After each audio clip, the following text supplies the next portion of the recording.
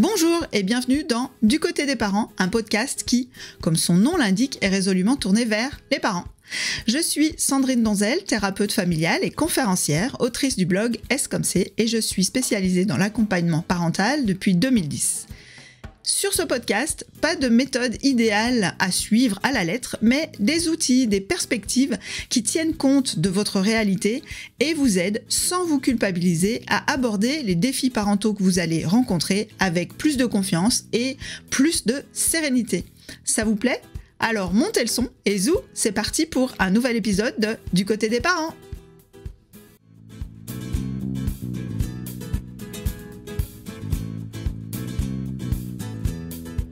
Aujourd'hui, on va plonger dans cette période pleine de surprises, pas toujours agréables, qu'est l'adolescence.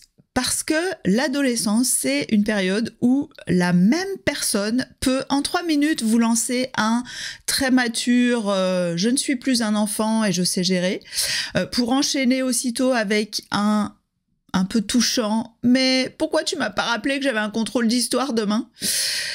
Et puis, il y a ces moments où on se surprend à repenser avec tendresse à nos anciens petits bouts, tout doux, tout câlins, qui semblent s'être transformés parfois un peu façon gremlins, en créatures imprévisibles, agressives, dès qu'on dépasse un certain âge, une certaine heure ou un certain degré d'émotion. Alors forcément, en tant que parent, on ne sait pas forcément très bien sur quel pied danser avec ses ados. On a le sentiment que tout les énerve, qu'on ne peut plus rien dire, et on essaye de faire ce qu'on peut entre un formulaire Parcoursup et une casserole de pâtes. C'est les seuls aliments en général qu'ils tolèrent sans lever les yeux au ciel. Enfin, si vous avez des garçons sportifs, c'est un peu l'expérience que j'en ai à la maison.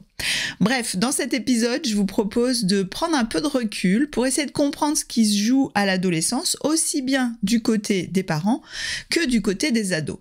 Parce que quand on ne comprend pas la logique qui est en jeu, on peut vite se retrouver piégé dans des dynamiques tendues, parfois extrêmement douloureuses, souvent paradoxales, et c'est ça qui fait qu'on a du mal à s'en sortir, et qui vont exploser à la moindre étincelle sans qu'on comprenne pourquoi. Et si personne ne prend le temps de réfléchir, chacun finit par ruminer dans son coin, on culpabilise, on panique, et parfois on en arrive même à en vouloir à l'autre, et ça n'aide évidemment personne.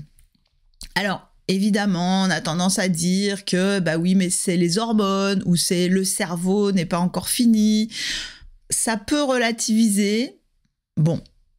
On peut aussi parfois présenter l'adolescence comme une période d'opposition, c'est le propre de l'adolescence et donc faut tenir bon, faut attendre que ça passe.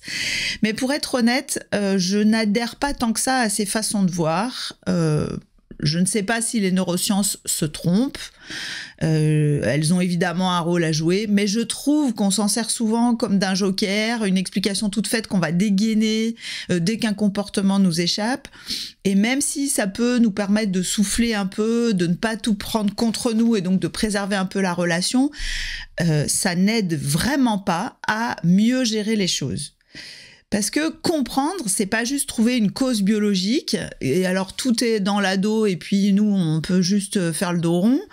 Moi, je trouve que comprendre et trouver des pistes pour aller mieux, c'est surtout identifier ce qui se joue dans la relation, dans les interactions. Et là, vous allez voir, je vais le détailler dans cet épisode, on est déjà sur un terrain qui est beaucoup plus intéressant pour avancer.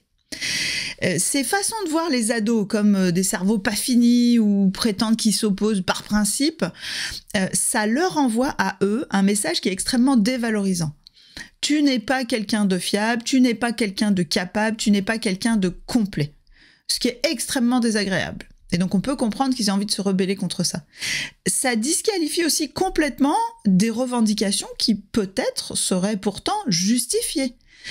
Ça, j'en avais parlé dans l'article « Les ados sont-ils difficiles ou juste agacés par leurs parents ?» Je vous mettrai le lien dans la description de l'épisode.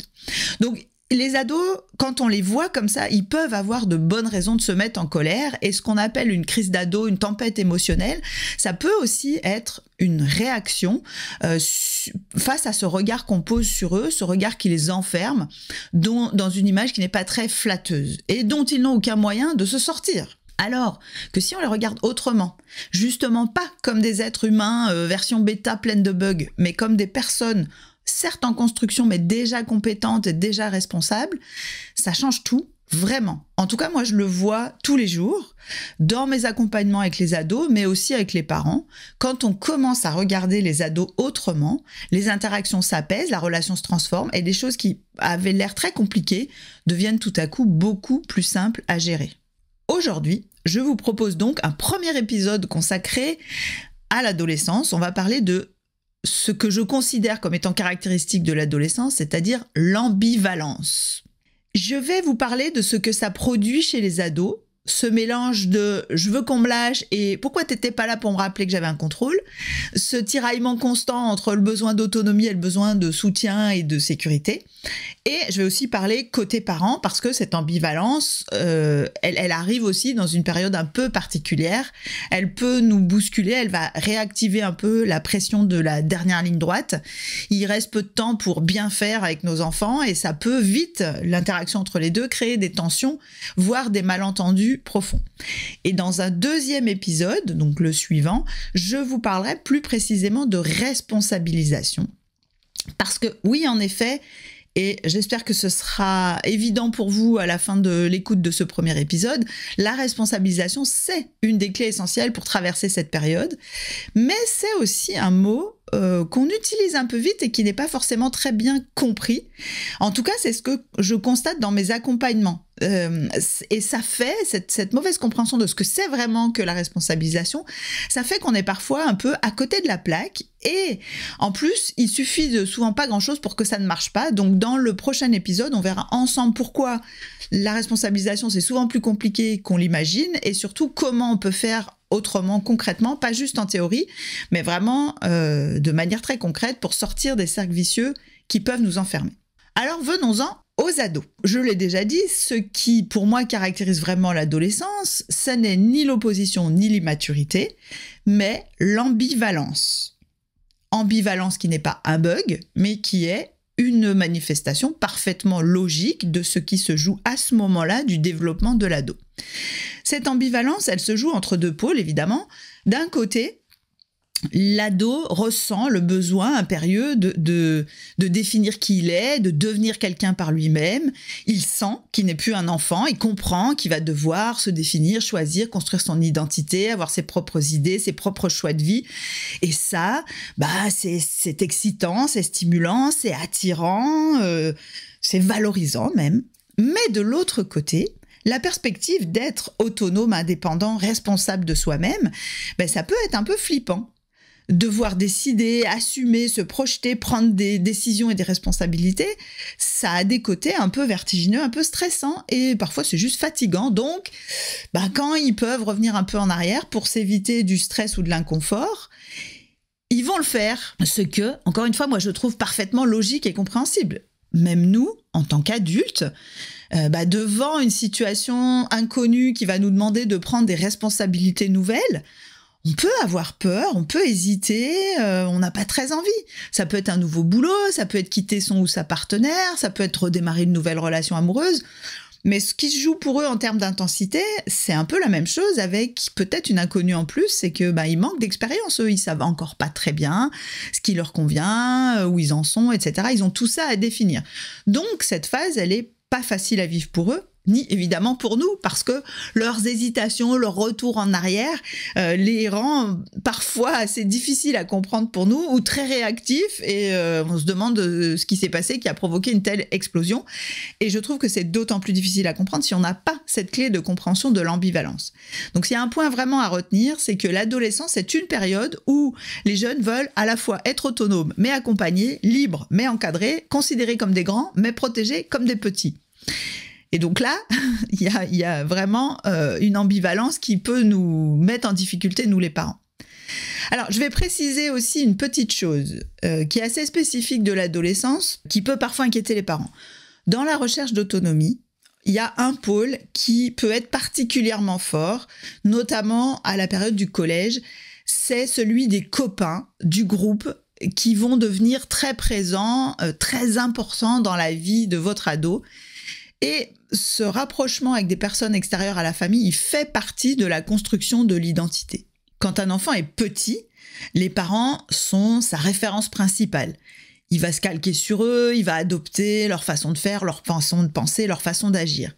Mais à l'adolescence, et donc souvent dès l'entrée au collège, parfois avant, ça commence à changer. Parce que pour se définir en tant qu'individu propre, il faut pouvoir se décoller du modèle familial et aller explorer autre chose pour après pouvoir recomposer et refaire quelque chose qui soit nous, avec un peu de la famille puis un peu des autres. Et souvent, l'adolescence, c'est une phase où cette exploration, elle passe par un rejet plus ou moins affiché, plus ou moins important, du modèle familial, en tout cas par une mise à distance ou par une présence plus importante des copains. C'est ce qui explique que les ados peuvent paraître très influençables, très mimétiques vis-à-vis de leurs amis, un peu comme s'ils troquaient leurs valeurs familiales, ils laissaient tomber pour aller vers celles du groupe. Mais ce mimétisme, souvent, c'est pas une finalité, c'est une phase d'essai.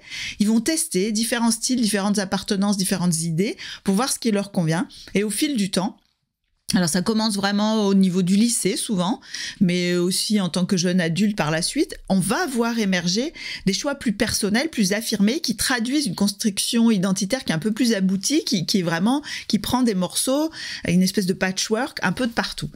Mais évidemment, cette phase de je m'éloigne, je rejette mes parents, ça peut être très déstabilisant pour les parents, on a l'impression d'être mis de côté, on reconnaît plus son enfant, mais c'est important de se rappeler que dans la majorité des cas, il ne s'agit absolument pas d'un rejet du parent, rejet personnel, ni d'un désamour. C'est l'adolescent qui fait son travail d'adolescent, il explore, il teste, il compare pour construire sa propre manière d'être au monde.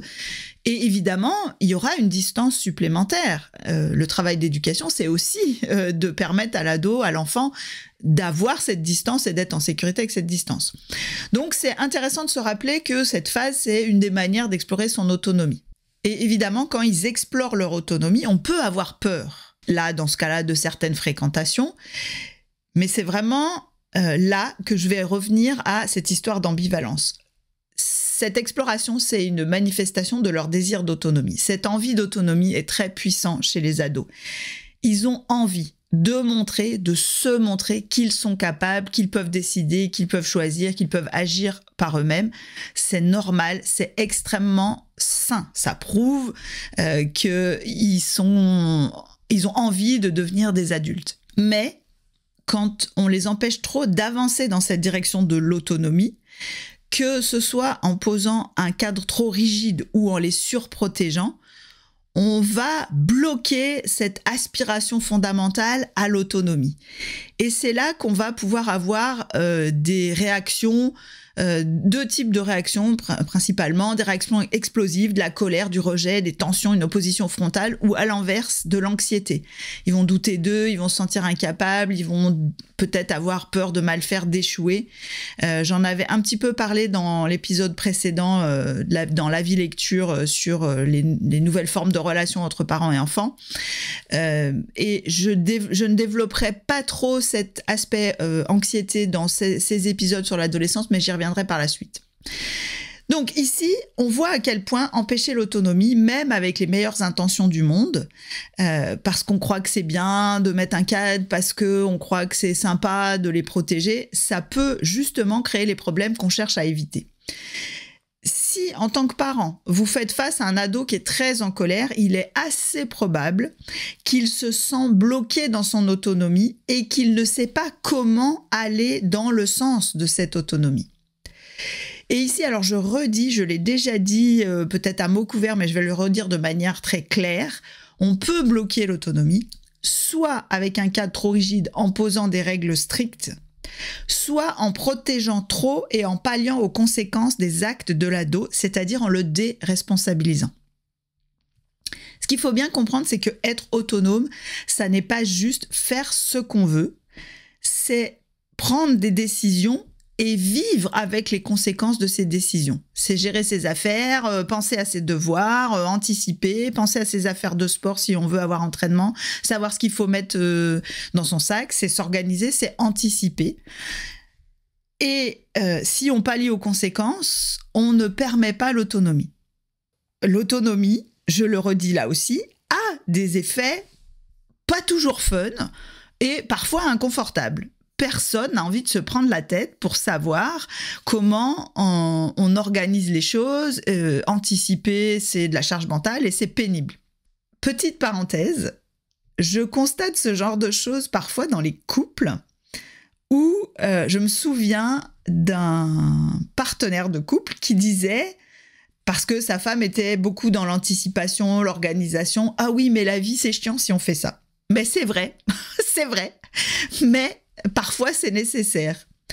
Donc revenons-en à nos ados. Ben oui, c'est vrai que c'est chiant de devoir organiser, anticiper. Si ils sentent à un moment donné que quelqu'un peut pallier à ces conséquences désagréables, ça va mettre les ados en difficulté. Parce que d'un côté, ils apprécient le confort que ça leur apporte, perception pas toujours très consciente, mais quand même présente. Mais de l'autre, ils sentent aussi que ça les bloque dans le développement de leur autonomie et que ça leur envoie un message assez désagréable, tu n'es pas capable de le faire. Et c'est cette contradiction qui peut conduire à des réactions explosives de leur part quand ça se produit. Parce que, et notamment s'ils n'ont pas les mots, ils ne savent pas comment se sortir de ce paradoxe. Ils savent pas mettre des mots sur cette ambivalence et comprendre cette ambivalence. Ils savent pas comment se sortir de ce paradoxe et donc ils vont être très énervés alors qu'on leur vient en aide. Ils vont nous reprocher de les laisser faire et de s'exposer aux problèmes. Bref, cette ambivalence, cette contradiction, elle peut déjà vous aider à vous positionner différemment. En gros, si vous choisissez de poser un cadre strict et de restreindre volontairement l'autonomie, c'est légitime et ça peut être tout à fait approprié de faire ça en tant que parent. L'enfant, l'ado, va être furieux. Dans ce cas-là, c'est intéressant d'assumer que oui, une règle, ça génère immanquablement de la frustration.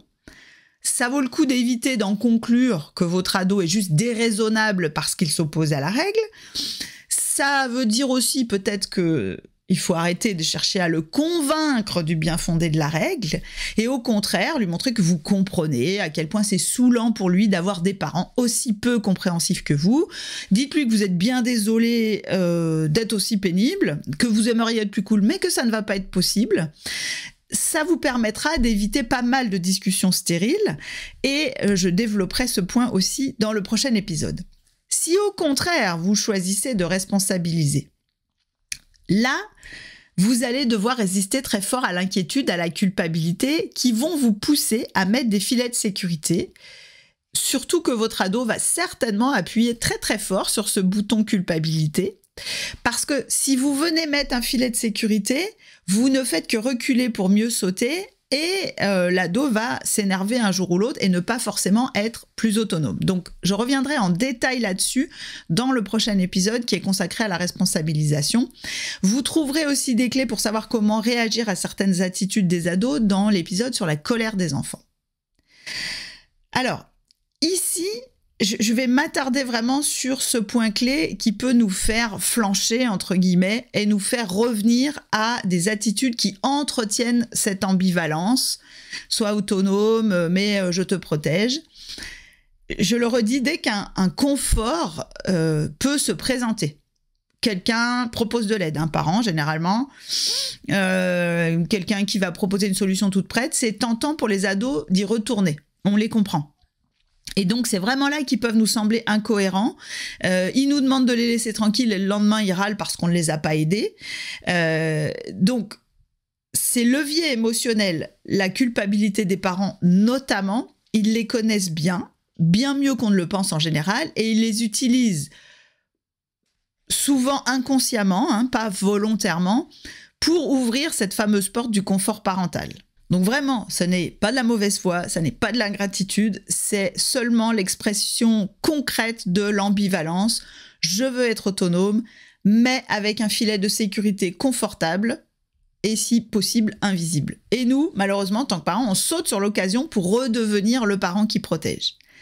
Alors justement, du côté des parents, qu'est-ce qui se joue à l'adolescence ?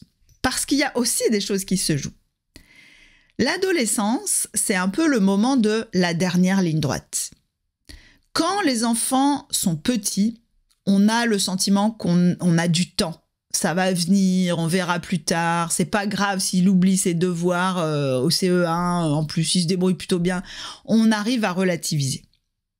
Pas toujours, mais souvent. Mais quand on arrive en troisième, en première, en terminale, les examens, les dossiers d'orientation, les choix d'avenir, là, le temps commence à presser et ça réveille pas mal d'angoisse. Est-ce que mon ado fait ce qu'il faut? Est-ce qu'il est prêt? Est-ce qu'on lui a bien transmis tout ce qu'il fallait pour réussir dans la vie, être bien dans ses baskets? Est-ce qu'il va réussir à s'en sortir seul? Et cette inquiétude, elle peut nous pousser justement à vérifier, encadrer, conseiller, corriger et donc souvent rattraper les conséquences à leur place. Parce que on veut leur éviter les erreurs, les échecs, les souffrances. Parce que à cet âge, les erreurs, entre guillemets, nous semblent avoir des conséquences bien plus graves, et ça peut être vrai en grande partie. On est, nous, ambivalents, justement, on entretient cette ambivalence parce qu'on voudrait qu'ils soient autonomes et responsables, mais on veut leur éviter des problèmes. Sauf que, pour devenir autonome et responsable, c'est un travail d'apprentissage et que apprendre implique de se planter et de faire des erreurs. Si on ne se trompe jamais, on n'apprend rien. Mais ce paradoxe est difficile à gérer parce qu'on a peur qu'ils se crachent si on les laisse voler de leurs propres ailes. Et on vient bloquer l'autonomie et les apprentissages qu'ils font avec de manière involontaire et sans se rendre compte que on les aide pas forcément en faisant ça. C'est un peu comme si, à trop les protéger et les encadrer, on ne leur permet pas de faire les apprentissages nécessaires. Alors ici, il y a encore un autre problème qui vient se rajouter, parce qu'on envoie de ce fait aussi un message paradoxal. On veut que nos enfants soient autonomes, mais on veut qu'ils le soient à notre manière, de la manière qui nous semble appropriée. On a peut-être raison sur la manière, sur ce qui serait juste de faire. Mais on envoie un message qui est « sois autonome, mais comme moi, je pense que tu dois l'être ». Et là, il y a souvent de la résistance qui se manifeste de la part des ados parce que ce message contient une contradiction dans les termes. En fait, c'est un paradoxe, c'est une injonction paradoxale qui est très coincante pour l'ado, mais qu'on met sans s'en rendre compte, sans le vouloir. Alors, plus précisément, c'est quoi un paradoxe? C'est quand on demande deux choses différentes en même temps, qu'on ne peut pas faire deux choses opposées en même temps, et donc on ne peut pas faire les deux en même temps. En quoi c'est un paradoxe? L'autonomie, c'est exactement l'inverse d'obéir à un ordre. Bon, alors, soit dit en passant, soit autonome, on pourrait même considérer ça comme un paradoxe à part entière, puisqu'on donne un ordre, soit quelque chose, mais que cet ordre, il porte justement sur quelque chose qui revient à n'obéit pas aux ordres. C'est-à-dire, obéit à l'ordre, n'obéit pas aux ordres. Donc là, qu'est-ce que je fais? Ce soit autonome seul, il n'est pas forcément problématique parce que comme l'ado, il partage aussi cette aspiration, je vais pas faire porter uniquement sur cette injonction mon propos. Non, ce qui pose souvent problème, en tout cas dans les accompagnements que je peux faire, c'est le autonome et responsable, mais à ma manière, comme moi je pense que tu dois l'être. Ce paradoxe, il est parfaitement incarné quand on leur donne 200 millions de conseils sur la manière dont ils devraient se comporter, gérer leur travail scolaire, quand on leur répète pour la 3500e fois pourquoi il est très important qu'ils se couchent à une heure décente, etc. Quand on fait ça, on envoie le message implicite, donc, sois autonome comme moi je te dis l'être. Je te dis de l'être, pardon. Et cette deuxième partie, c'est un ordre, fais comme je te dis. Et s'il obéit à l'ordre, alors il n'est pas autonome, puisque être autonome, c'est l'inverse d'obéir aux ordres. Et donc, ce qui va se passer, c'est que l'ado va désobéir aux ordres, transgresser, ou les contester, s'opposer, discuter, non pas parce que nos ordres ou nos conseils ne sont pas bons, mais pour rester fidèle à son envie d'autonomie qui est souvent la plus forte. Et là, on peut avoir un cycle infernal qui démarre. Ils suivent pas nos conseils, on s'inquiète. Comme on s'inquiète, on contrôle, on explique, on répète, c'est comme ça qu'il faut faire et on amplifie nos conseils. Plus on insiste, plus ça génère de résistance, d'opposition, de transgression, et plus il rejette ce qu'on dit. Et donc, plus on s'inquiète. Et ça va renforcer le cycle conseil, contrôle, morale, opposition, inquiétude, conseil, contrôle, morale, etc., etc. Résultat, on s'épuise à vouloir les cadrer. Et eux, ils s'énervent d'être encadrés. Et ça peut donner vraiment des conflits extrêmement forts avec des parents qui finissent par se dire qu'ils ont des ados complètement déraisonnables, insouciants, totalement irresponsables. Alors qu'en réalité, c'est la logique de la relation qui s'est enrayée.